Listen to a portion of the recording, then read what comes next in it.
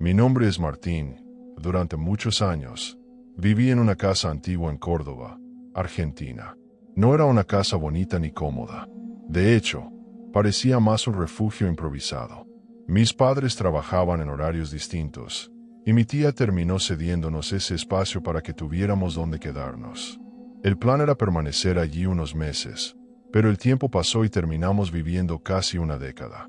La casa tenía un aspecto descuidado. Las paredes estaban marcadas por manchas de humedad, el patio siempre cubierto de maleza, y un pasillo largo conectaba los dormitorios con la cocina. Durante el día, parecía un lugar sencillo, pero cuando el sol se ocultaba, el ambiente cambiaba por completo. El silencio de los alrededores, mezclado con el crujir de puertas y ventanas, creaba una atmósfera extraña, casi sofocante. Yo era solo un niño cuando llegamos, pero recuerdo bien la sensación de incomodidad desde el principio. Parecía que la casa no quería nuestra presencia. A veces, al caminar solo por el pasillo, sentía que me observaban ojos invisibles. No había nada visible, solo ese escalofrío persistente en la nuca que aceleraba mi corazón. En esa época tenía unos 11 o 12 años. Me gustaban las historias de fantasmas, pero nunca había creído realmente en ellas. Para mí, eran solo relatos que se contaban entre amigos o leyendas inventadas por los mayores. Sin embargo, en esa casa, mi curiosidad comenzó a transformarse en miedo. Poco a poco, me di cuenta de que había cosas que no podían explicarse con lógica simple. El cuarto donde dormía tenía una ventana alta. Afuera no se veía a la calle, solo un espacio estrecho entre las paredes, un rincón angosto que nunca recibía sol. De noche, ese detalle me inquietaba. Evitaba mirar hacia esa abertura oscura, porque siempre tenía la extraña sensación de que algo podía estar allí, quieto, esperando ser notado. Mis padres no hablaban mucho sobre la casa. Para ellos, era solo un lugar temporal, pero yo no podía verlo así. Cada detalle parecía extraño.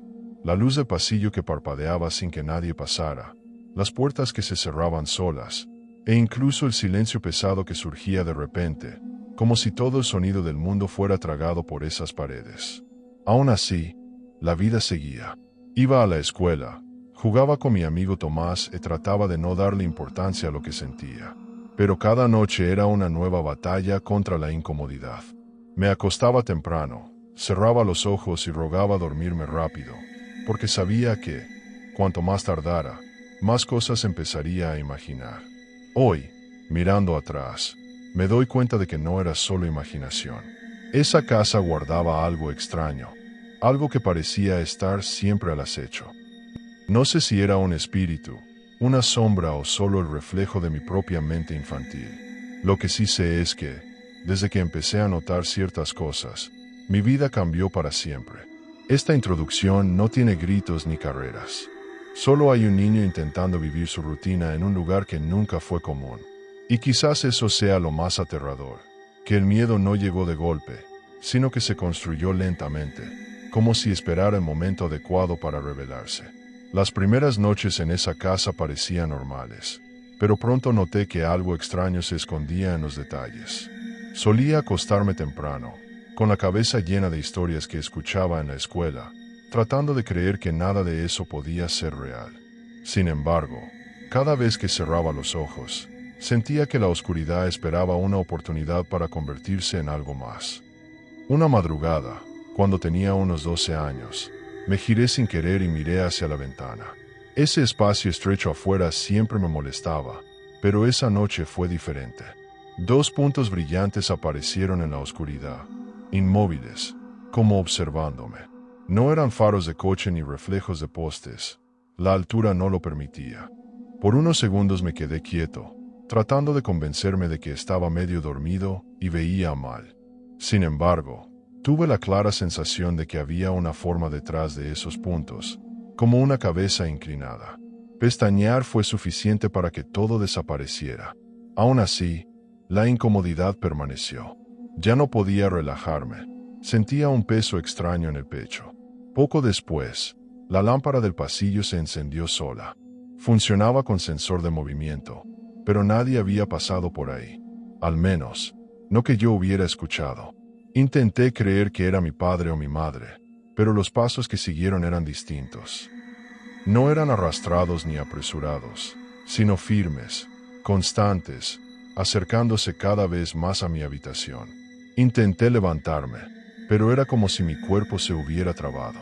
El sonido se detuvo justo frente a mi puerta. La madera crujió lentamente, abriéndose un poco. Un viento frío entró al cuarto, y en ese momento sentí que algo agarraba mis pies. No vi manos, pero la presión era real. Me arrastraron hasta el borde de la cama y me quedé sentado, sin poder gritar. La habitación parecía más oscura que nunca, como si la luz hubiera sido devorada. No sé cuánto tiempo pasé así, pero en algún momento pude moverme de nuevo. La puerta estaba cerrada, en silencio, como si nada hubiera pasado. Ningún rastro de movimiento, ningún ruido. Solo yo, jadeando, sin saber si acababa de despertar de una pesadilla o si realmente había vivido eso. Nunca hablé de ese episodio en esa época. Lo guardé para mí, por miedo a que me llamaran loco. En el fondo, tampoco estaba seguro de lo que había visto. Pero desde esa noche, dormir nunca más fue sencillo. Cada ruido, cada sombra, parecía recordarme ese instante en que algo invisible me tocó. Durante meses guardé silencio sobre lo vivido. Ni siquiera yo podía creerlo del todo, y temía las risas si se lo contaba a alguien. Sin embargo, el recuerdo de aquella madrugada no desapareció. Al contrario, parecía crecer dentro de mí como una sombra que nunca se disipaba. Un día, decidí hablar con Tomás, mi amigo de la escuela. Era un poco mayor que yo y siempre tenía historias distintas que contar. Elegí un momento en que estábamos solos en el patio. Sin mirarlo directamente, le conté lo que había pasado en mi cuarto. Esperaba que se riera o dijera que era cosa de mi imaginación, pero su reacción fue otra. Se puso serio, mirándome como si ya hubiera escuchado algo similar. Tomás entonces me reveló que no era la primera vez que oía comentarios sobre ese vecindario. Algunos decían ver sombras en los techos, otros escuchaban pasos en la madrugada, siempre sin explicación. No sabía si intentaba tranquilizarme o si decía la verdad. De cualquier forma, el hecho de que no me tratara como un loco me alivió, aunque también aumentó mi temor.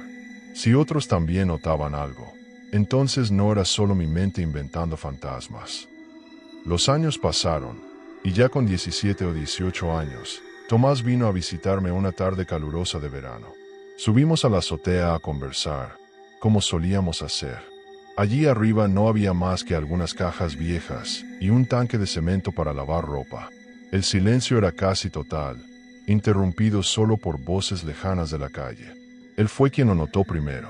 Señaló el techo de una casa más adelante y me pidió que mirara sin hacer ruido. Seguí su indicación y vi una silueta oscura, inmóvil, justo frente a nosotros. Dos reflejos brillaban levemente, como captando la tenue luz del atardecer. La figura parecía observar nuestra conversación. No hubo gritos ni carreras.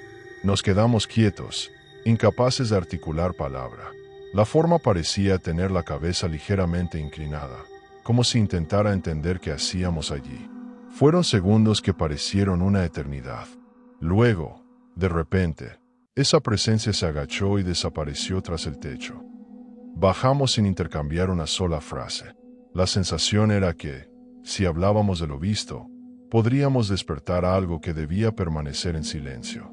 Hasta hoy no sé si luego comentamos eso o si preferimos borrarlo de la memoria. Es uno de los vacíos que cargo.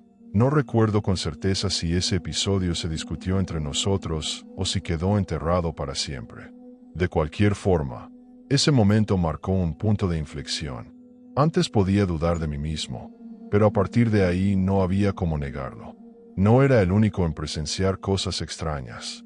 Hoy, tantos años después, al recordar cada detalle vivido, entiendo que lo que me acompañó desde la infancia nunca fue solo una pesadilla.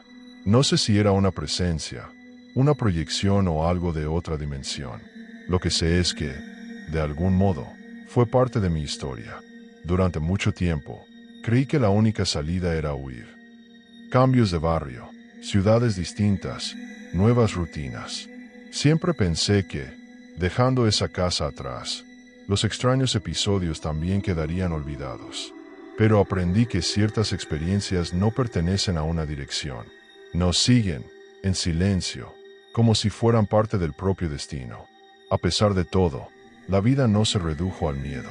Con los años, noté que esa figura, por más perturbadora que fuera, nunca intentó lastimarme de nuevo.